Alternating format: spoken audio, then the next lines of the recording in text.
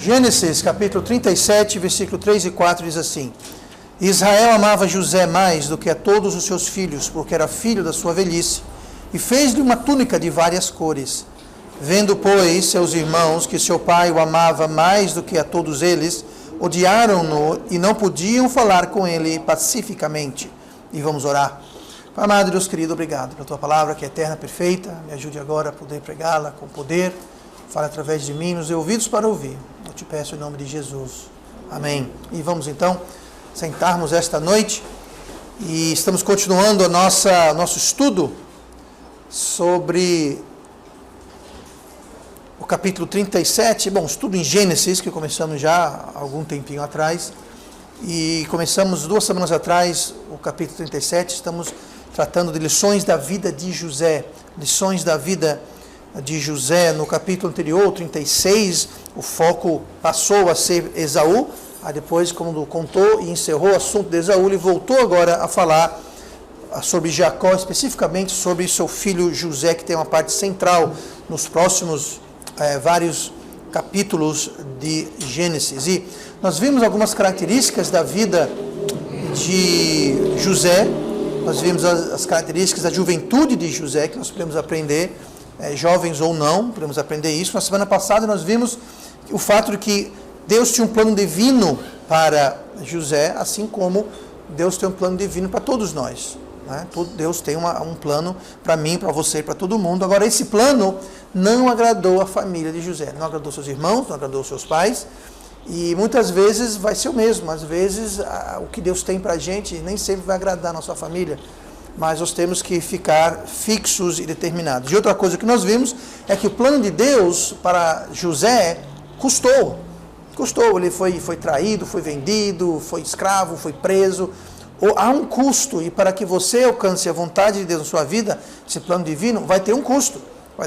Agora não é nada para a gente fugir, porque esse custo ele é bom, ele é perfeito e ele é agradável, e Deus está conosco a cada passo. Então hoje nós vamos ver um novo aspecto central da vida de José, especialmente aqui nessa fase da vida dele.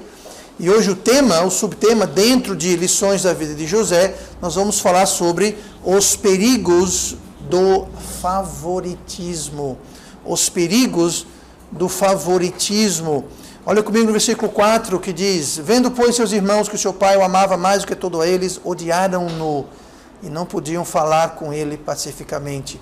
Favoritismo, em qualquer espécie, favoritismo é um veneno. Favoritismo é um veneno, e como todo veneno, ele envenena, ele mata, ele traz dano, ele causa dor, sofrimento. Veneno é alguma coisa nociva, e favoritismo, ele é nocivo dentro desse aspecto que nós estamos falando aqui. Eu não estou falando, é claro, de você ter um time favorito, um sabor de pizza favorito, um sorvete favorito, não é isso, mas favoritismo dentro de um ambiente que se diz respeito à família, que se diz respeito àquilo que é certo e àquilo que é errado, coisas morais, coisas importantes, coisas do plano de Deus. Agora, todo favoritismo, de primeira vista, a gente pode olhar e achar que são dois partidos, são dois times, digamos assim. Você prefere um, você prefere o outro. Mas, na realidade, quando se fala de favoritismo, sempre existem três partes. Existe aquele que favorece, existe aquele que é favorecido, e existe, é claro, aquele que é desfavorecido. Aqui, no caso, quem favorece era Jacó, o pai, aqui chamado de Israel, é a mesma pessoa. O favorecido foi José, e os desfavorecidos foram os irmãos de José. E no final das contas, como nós veremos, todo mundo, tanto o que favorece o favorecido, quanto o desfavorecido, todo mundo acaba perdendo, todo mundo acaba sofrendo dano, todo mundo acaba pagando o preço por isso. Jacó, por exemplo, ele teve discórdia no seu lar. Você vê aqui que os irmãos não podiam nem sequer falar com José pacificamente. Eles não dirigiam uma palavra suave para ele, eram palavras ríspidas, palavras contrárias, palavras de violência, de contrariedade. Eles não havia paz em casa, havia discórdia no lar, e no final das contas, devido a isso, ele acabou perdendo José. Ele perdeu José. Os irmãos, como nós vamos ver mais adiante, deram fim em José e disseram que foi um animal que devorou ele, aquela coisa toda. Então, para a realidade, para a percepção de Jacó, de Israel, o filho dele morreu. Ele não havia morrido, e foi anos mais tarde que ele ficou sabendo a verdade, mas durante todo aquele ano ele estava com o coração partido porque perdeu o seu filho favorito. Então veja o que deu o favoritismo. Número 1, ele perdeu o seu filho. Número 2, ele tinha discórdia em casa, confusão em casa. José, o favorecido, foi favorecido, era o favorito do pai, mas não era favorito dos irmãos.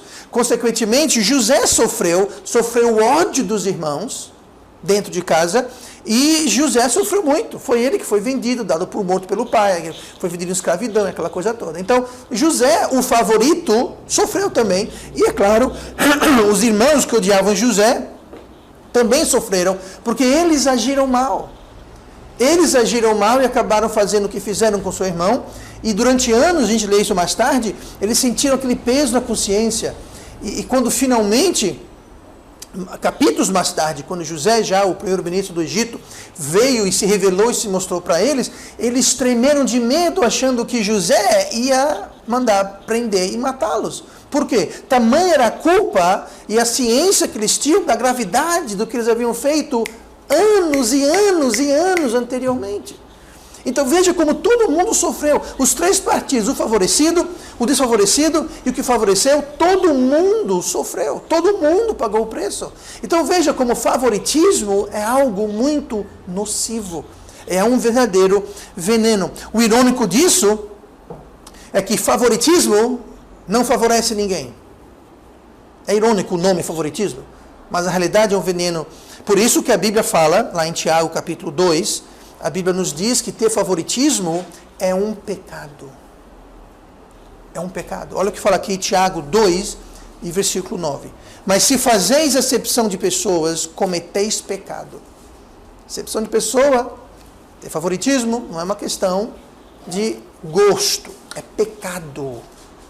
Pecado, vou ler de novo. Se fazeis acepção de pessoas, cometeis pecado. E sois redarguidos pela lei como transgressores. Então você se torna um pecador e um transgressor. Não, se torna não, nós já somos. Mas é um pecado. É um pecado, irmãos. E Deus não pratica favoritismo. E nós não devemos praticar favoritismo. Em Romanos 2,11 diz assim: porque para com Deus não há acepção de pessoas. Então Deus não faz acepção de pessoas, e quando nós fazemos acepção de pessoas, ou seja, favoritismo, nós estamos pecando. E Deus, como é justo, perfeito e não peca, Ele não faz acepção de pessoas, e não deveríamos nós fazer acepção de pessoa. Essa palavra acepção é uma palavra muito interessante. Ela é uma tradução da palavra grega prosopolepteo.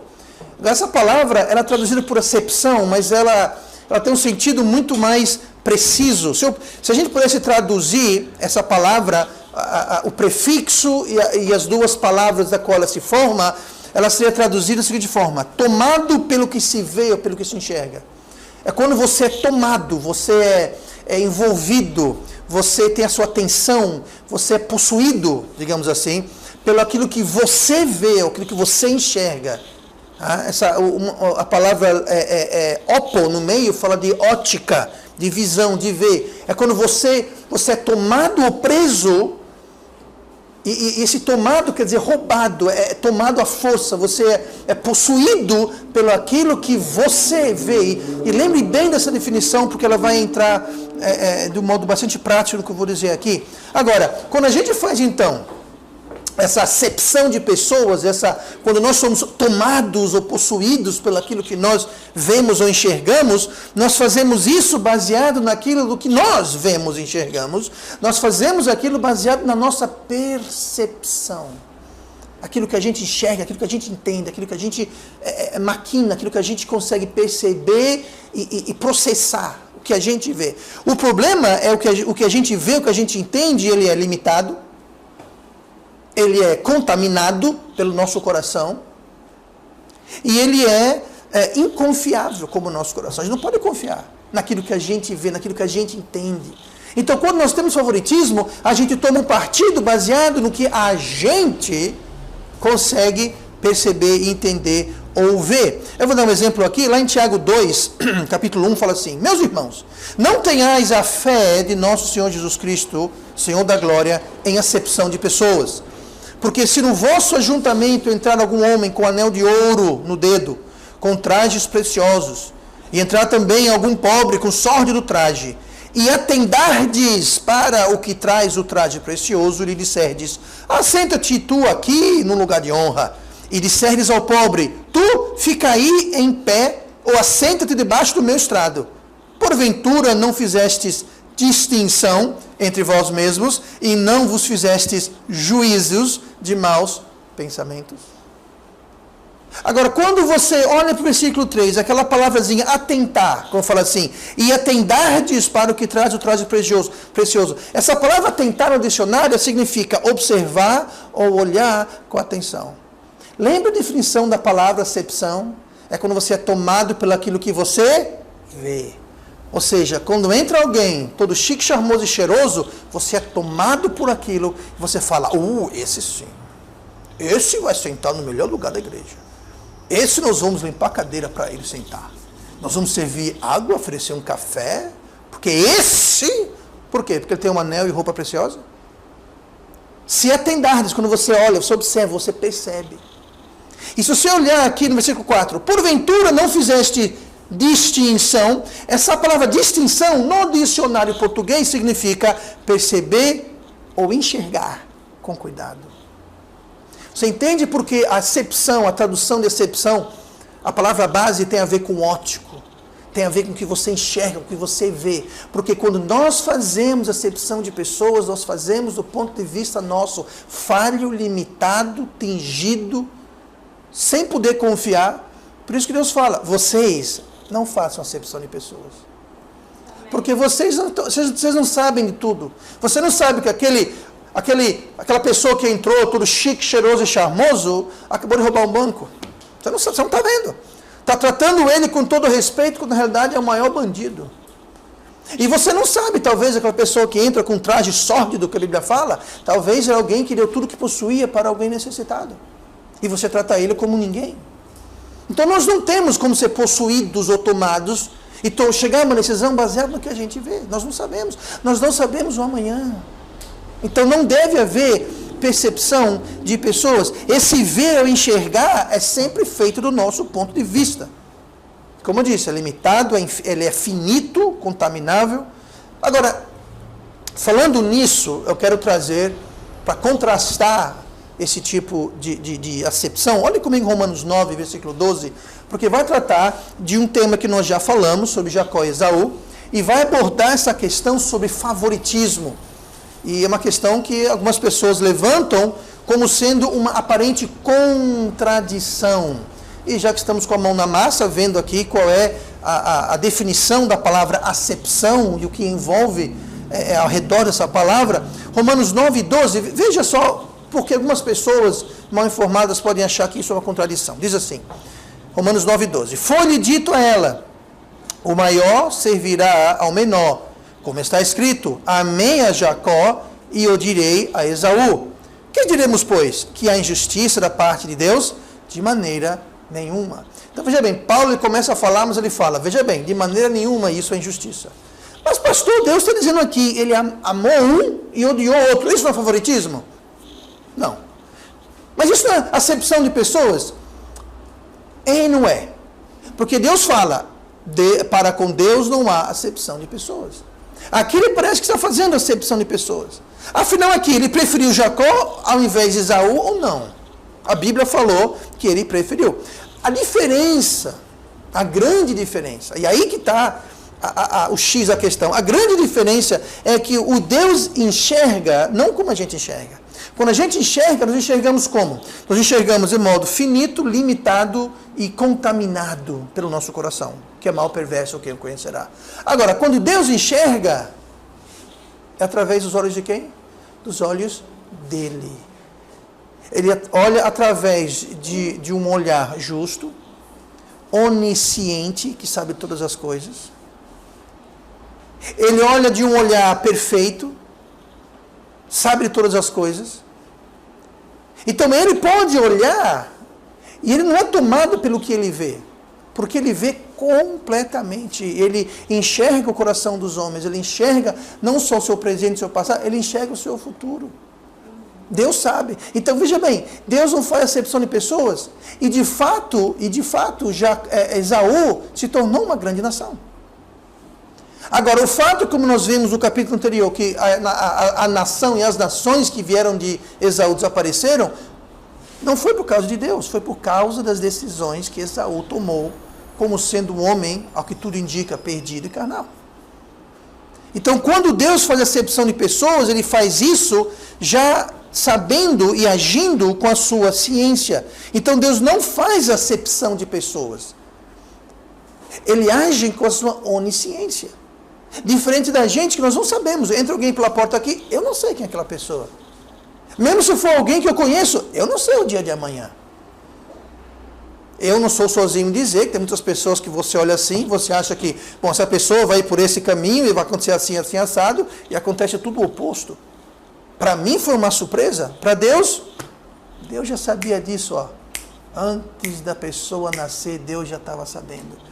Então veja como é perigoso eu fazer acepção de pessoas, como é perigoso eu ter favoritismo, porque eu não sei o que vai ser amanhã. Eu não enxergo o coração da pessoa. Eu não sei se a pessoa está sendo sincera, está sendo falsa, está sendo hipócrita, se a pessoa vai dar ou não vai dar. Então nós temos que tratar todo mundo igual. E não tratar alguém porque a pessoa aparenta alguma coisa ou outra. Agora Deus não, Deus sabe, Ele enxerga o seu coração, a sua mente, o seu passado, presente e futuro. Então não faz acepção do ponto de vista como nós fazemos acepção de pessoas. É por isso que Romanos 2, versículo 11 fala, para com Deus não há acepção de pessoas. O contexto sendo acepção como nós fazemos. Quando Deus escolhe, não é acepção, não é favoritismo, é ciência, é fato, é verdade. Tá? Então vamos tirar essa dúvida uma vez por toda aqui. Okay, um exemplo aqui, uma ilustração. Qual foi o motivo da preferência de Jacó para José? Jacó fez algo que ele não devia ter feito. Foi o quê? Ter um favorito. A Bíblia é bem claro. Ele amava mais José do que todos os seus irmãos. Então, qual foi o motivo da preferência? Olha como o favoritismo é tingido pelo nosso coração mau. Qual foi o motivo da preferência de José? José era honesto. Nós vimos isso. Era esse o motivo? Que ele era o favorito de Jacó? Não. Ele era trabalhador. Nós vimos isso. Era esse o motivo pelo qual ele era o favorito de Jacó? Não. Ele era obediente e de confiança. Era esse o motivo pelo qual Jacó tinha José como preferido? Não. Todos esses seriam motivos louváveis para ter José como favorito, apesar de não ser o ideal. Mas seriam motivos. Mas sabe qual foi o motivo? Qual foi o motivo pelo qual Jacó teve Moisés como favorito? Teve José como favorito? O versículo 3 fala. O versículo 3 fala exatamente qual era o motivo. Porque era filho da sua velhice. O motivo pelo qual José era o favorito de Jacó, seu pai, era porque José era o filho da sua velhice. Aí eu pergunto, e daí? Que mérito tinha José? José escolheu nascer por último. Os seus irmãos escolheram nascer primeiro. Jacó escolheu José para nascer. Qual é o mérito? Por que favoritismo? Como isso impactava o caráter de um ou de outro? Qual mérito que cabia alguém nisso? Não tinha mérito. Simplesmente é porque nasceu quando era velho. Talvez ele se achou mais, o filho quando nasceu fez ele se sentir mais homem, mais másculo, mais, sei lá, não sei. Mas seja lá o que for, não era um motivo louvável. E não era um motivo justo para com ninguém. Porque trouxe ódio para José, e ele não escolheu o seu mais novo. Trouxe confusão no lar e na vida dos irmãos, que também não escolheram ser mais velhos. E, no entanto, esse era o motivo pelo qual ele escolheu ter o seu favorito. Ele não deveria ter favorito nenhum, e muito menos por esse motivo. Da mesma forma, nós vimos isso lá em Tiago. Porque se no vosso ajuntamento entrar algum homem com anel de ouro no dedo, com trajes preciosos, e entrar também algum pobre com um sórdido traje. Diga uma coisa, traje precioso e anel no dedo é sinal de integridade e honestidade? Não. Geralmente é o contrário. Né? Você vê alguém com terno muito chique, né? Aquela coisa toda, o cara é o quê? Ou é o cara político, advogado, nada contra político e advogado. Agora, do mesmo modo, gente, só porque alguém está usando um traje precioso e um anel de ouro, não quer dizer que ele é bandido ou desonesto. Está vendo o problema? Gente, eu sofro isso diariamente. Quando pergunto, profissão, gari. Falou pastor? Deixa eu ver se minha carteira está aqui. Eu fico constrangido nos dias de hoje de falar por aí que eu sou pastor. Assim, numa loja, ou está fazendo um cadastro, alguma coisa. Pastor, você fala pastor, o povo já pensa, Zé é espertinho. Zé gosta de tirar o dinheiro dos outros. Quer dizer que todo pastor é bandido, ladrão? Claro que não. Claro que não.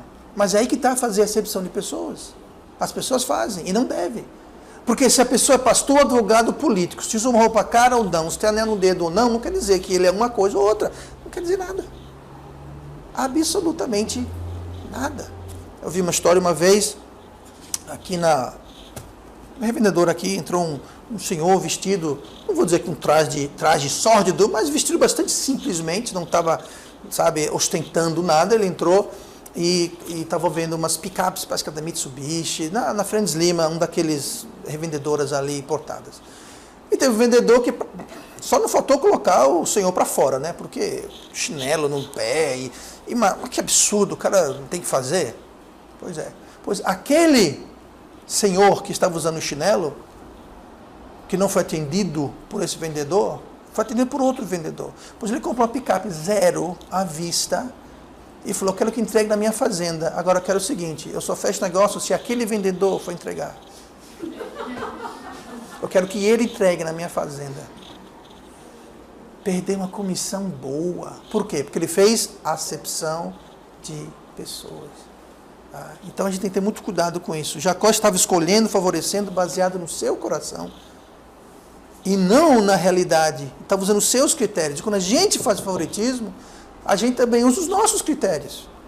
O nosso coração. E o nosso coração é falho, nossos critérios são falhos. A gente não é onisciente, não estamos sabendo de tudo. Então nós nunca devemos praticar qualquer espécie de favoritismo, porque a nossa visão e nossos motivos são falhos e todo mundo acaba perdendo. Aquele senhor que eu falei acabou passando por um constrangimento, o vendedor também perdeu uma comissão, só aquele outro que foi entregar, pelo jeito ele ganhou uma comissão boa, fez a venda, mas por quê? Porque ele não fez favoritismo. Mas favoritismo sempre traz prejuízo. E olha comigo no versículo 3, ele diz assim, Israel amava José mais do que todos seus irmãos, seus filhos, porque era filho da sua velhice, e fez-lhe uma túnica de várias cores. Olha, o veneno, favoritismo é um veneno, e esse veneno ele tem que ser tirado, ele tem que ser extirpado, tem que ser extinguido. Por quê? Porque ele sempre se manifesta. Você fala, não, pastor, é no meu coração, ele é favorito, ela é favorito, aquele é favorito, no meu coração. Gente, o que está no coração vai acabar saindo para fora. Ou em palavras, ou ações, vai sair para fora. O que está no seu coração vai afetar as suas ações. Né? Sabemos que a fé é o quê? Começa na mente, coração, ação. Bom, se está no coração, começou aqui, ó. E se está no coração, vai sair, vai se tornar ação. Ação boa, ação ruim, mas vai sair.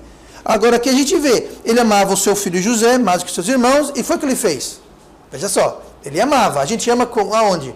Ele amou no coração, está falando sobre o sentimento, ele amava no coração. Mas o amor não fica só em emoção, o amor sempre se torna em quê? Ação. E essa ação fez o quê? Ele fez alguma coisa. Não ficou só no... não, fez. Fez-lhe uma túnica de várias cores. Então, aquele favoritismo acabou se concretizando em algo real, palpável no mundo. Não ficou só na cabeça e no coração, ele se tornou realidade. Tomou a realidade de uma túnica de muitas cores, que naquela época era uma túnica cara, um sinal de grande honra. Então aquilo se tornou uma realidade. E todo favoritismo nosso vai acabar tornando uma realidade. Então nós temos que extirpar esse veneno, porque senão ele vai nos morder. E o favoritismo sempre vai surtir efeito. Voltando para Tiago, no capítulo 3. E atendardes para que o traje precioso e disserdes, assenta-te tu aqui no lugar de honra. e disseres ao pobre, tu fica aí em pé. Veja só, o seu favoritismo se tornou o quê? Palavras. No caso de Jacó, se tornou uma túnica. Ele fez. Aqui são palavras, são atitudes. Entre alguém chique, cheiroso e charmoso, não, você senta aqui. Quer um cafezinho? Agora, entre alguém senta chique, cheiroso e charmoso, não, você fica em pé aí. Você fica em pé aí. Eu tive a chance de ver isso muito tempo atrás, mais de 20 anos atrás. Fui para um culto numa certa igreja aqui em Maceió. Essa igreja ficava perto da Praça Centenário. E alguns meninos de rua estavam sentados na porta, não estavam nem dentro da igreja, na porta, ouvindo o culto. Pois tu acredita que um oficial da igreja, não sei se era, qual o nome, diácono que seja, presbítero, diácono, não sei o nome que é dado naquela específica igreja, mas ele foi até lá fora e literalmente botou os meninos de rua para correr. Falou, sai daqui, sai aqui, não, vai, sai. Interessante. Se estivessem bem vestidos, quer não entrar? Sente-se. Eu fiquei tão revoltado, nauseado, que eu fiquei em pé e eu saí do culto. Eu tinha os panfletos evangelísticos que eu tinha mandado fazer, eu fui evangelizar as pessoas na Praça Deodoro. Eu falei, vou fazer mais bem lá do que ficar nesse lugar aqui. Acontece, gente. Eu imagino que aquele homem nunca leu Tiago capítulo 2. Interessante. Mas acontece. Sempre vai se tornar realidade. Se a gente não destruir, extirpar, tirar o veneno do favoritismo de nossas vidas, ele vai aparecer, ele vai pipocar em algum lugar e vai causar problemas, como fez na família de Jacó e como vai fazer em nossas famílias, em nossas igrejas, em qualquer lugar. Em qualquer lugar, na sala de aula. Né? Sempre tem aquele aluno que gosta de bajular a professora, levar maçã para a professora. Para quê? Para ver se na hora da nota, né, que precisa de umas notas a mais, a professora vai lá, né? Professora, porque professor não faz isso. Professor não faz isso. Né? Então, favoritismo não só aparece, mas ele se perpetua. Não só o favoritismo está no seu coração, não só ele toma vida, ele se torna uma palavra, ele se torna uma túnica, uma atitude, mas ele se perpetua e se repete. Olha que exemplos de favoritismo na família de José. Você pensaria que depois de tantas gerações, como nós vamos ver aqui, que eles teriam aprendido a lição. Não aprenderam, não extirparam, não removeram, e ele simplesmente ficou se repetindo, e se replicando, e se perpetuando naquela família, causando grande estrago e grande dano. Vamos lá, primeiro aqui, na vida de Abraão. Na vida de Abraão, Deus mandou ele deixar a terra dos seus pais, a sua parentela, e ir-se embora para uma terra que Deus iria mostrar. Quem foi que Abraão levou com ele? O seu favorito, quem? Seu sobrinho Ló. Entenda, Ló era filho do irmão de Abraão, só que ele tinha morrido e deixado o jovem Ló, e Ló foi como filho para Abraão. Abraão foi como pai para ele, então era o favorito dele. Deus falou, pegue sua esposa e vai-se embora. Ele levou Ló. Nós já estudamos, nós já vimos o quanta dor de cabeça causou isso no plano de Deus e para o próprio Abraão. Tiveram que se separar e veja, não teria sido melhor se Ló tivesse ficado na terra dos caldeus. Porque ele acabou como? Foi arrastado de Sodoma antes de ser destruído e aqueles atos abomináveis e o fim triste que ele teve. Por quê? Fruto de quê? Favoritismo.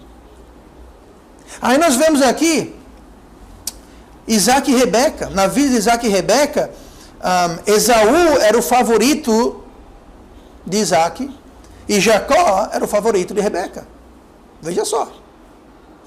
Veja só. Os pais de Jacó tinham favoritos.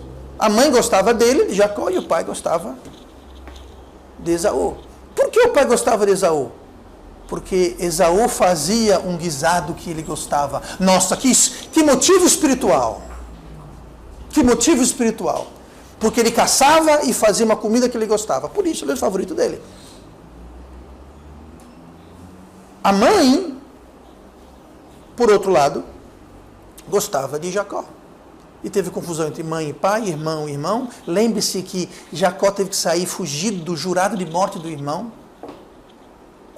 Está vendo o favoritismo que acontece? Quem saiu ganhando?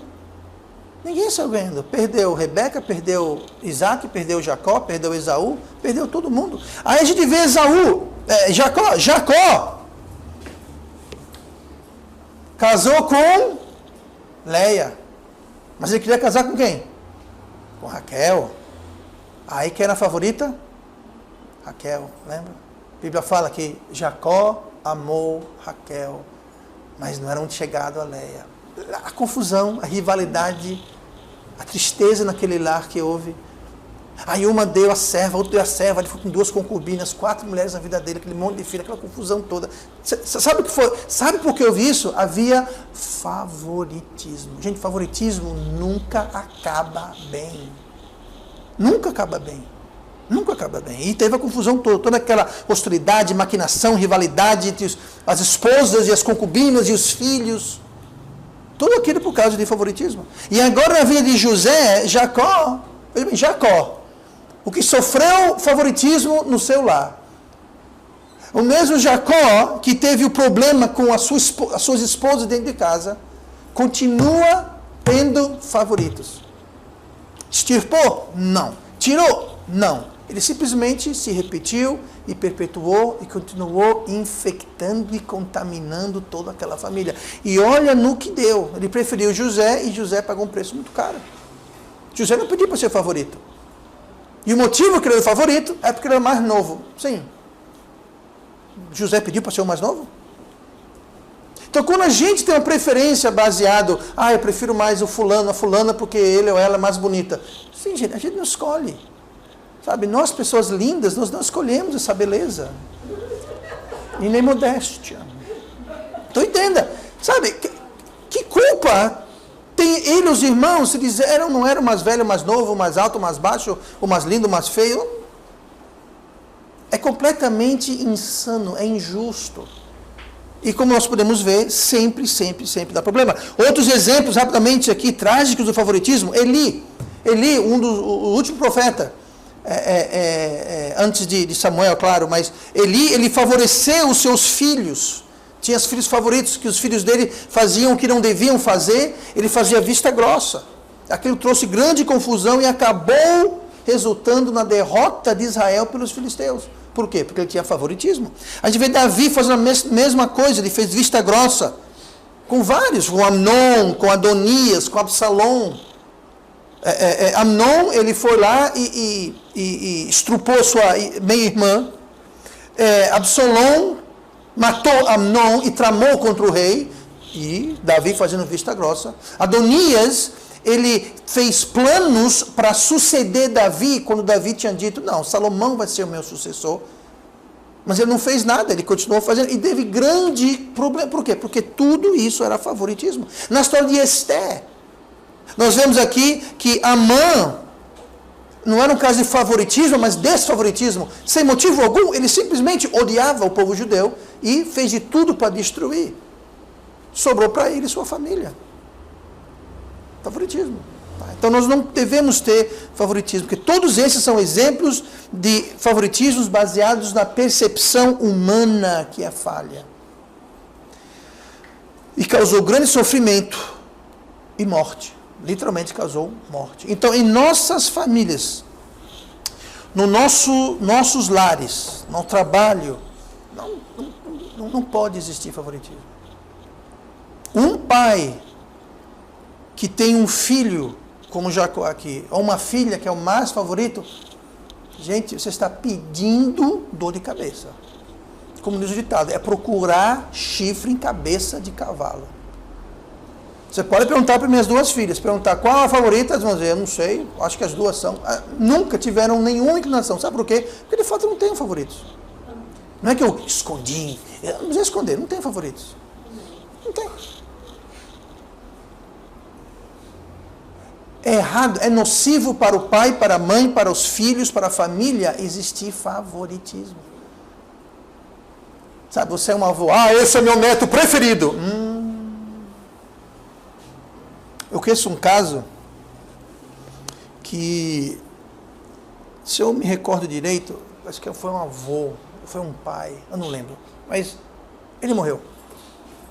E no velório, ou depois, eu não sei se foi no velório, mas depois os filhos ou os netos estavam conversando e um falou alguma coisa favorita, uma coisa ou outra, aí para encurtar a história, todos eles achavam que cada um deles era o favorito. Ou seja, ele não tinha favorito. Ele simplesmente tratava todo mundo como favorito. Gente, se você trata todo mundo como favorito, então você não tem favorito. Porque se todo mundo é tratado igual, então...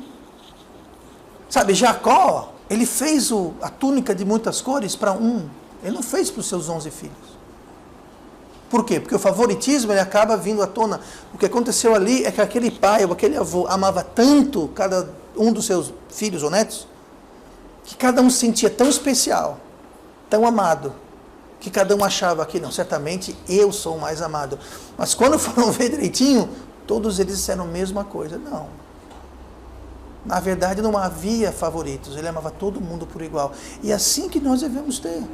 Sabe, entra alguém aqui com um traje precioso e anel de ouro no dedo, entra alguém aqui com um traje sórdido, para mim e para você, deve ser a mesma coisa.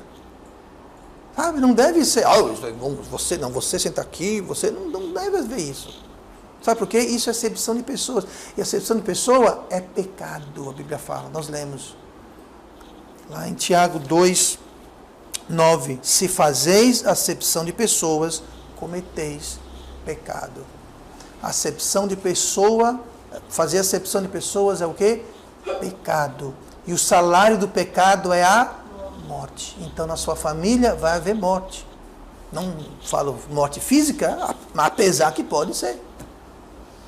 Quantas mortes acontecem devido aos resultados do favoritismo? Que um filho é favorito, e isso causa conflito e atrito dentro de casa. E muitas vezes pode sim até levar à morte. Trabalho. Na igreja. Não pode, gente. Há um tempo atrás, eu lembro, muitos anos atrás isso, eu viajei para os Estados Unidos, deixei algumas pessoas encarregadas e ficou um celeuma muito grande naquela época, porque algumas pessoas comentavam que o fulano é meu favorito, o ciclano é meu favorito, o outro prega. Gente, isso não existe. Sabe por que não existe? Porque se está pregando a palavra de Deus, se a fonte é a palavra de Deus, o carteiro não interessa. Amém. Tá, um é mais bonito do que o outro. Um fala mais alto, fala mais baixo, um grita, outro chuta, outro berra, outro cospe, outro... Mas sabe uma coisa? A mensagem é de Deus. Amém. Sabe? Não está ninguém aqui pregando opinião, ou pregando, um conta piada, é engraçado, o outro é mais sério. Tá, ok. São coisas diferentes. Agora, quando começa, você é meu favorito. Péssima ideia. Lugar nenhum. Se fazeis acepção de pessoas, cometeis pecado. Então não tenha favorito. Porque é meu caçula. Porque é meu mais velho. Não interessa. Por quê? Ser caçula mais velho faz alguém melhor ou pior do que alguém? Alguém é mais ou menos alguma coisa? Porque a pessoa escolheu nascer primeiro, nascer segundo, por último. É pecado. É pecado, porque estamos julgando baseado no nosso critério, daquilo que nos toma, o que nos impressiona. E, francamente, nosso coração é mau e enganoso. Quem o conhecerá? Então, vamos, semana que vem, ver uma consequência, é um outro tema independente, separado, mas vamos ver algo que é uma consequência, nesse caso, deu como consequência de favoritismo. E vamos orar. Pai amado, Deus querido, obrigado pela tua palavra.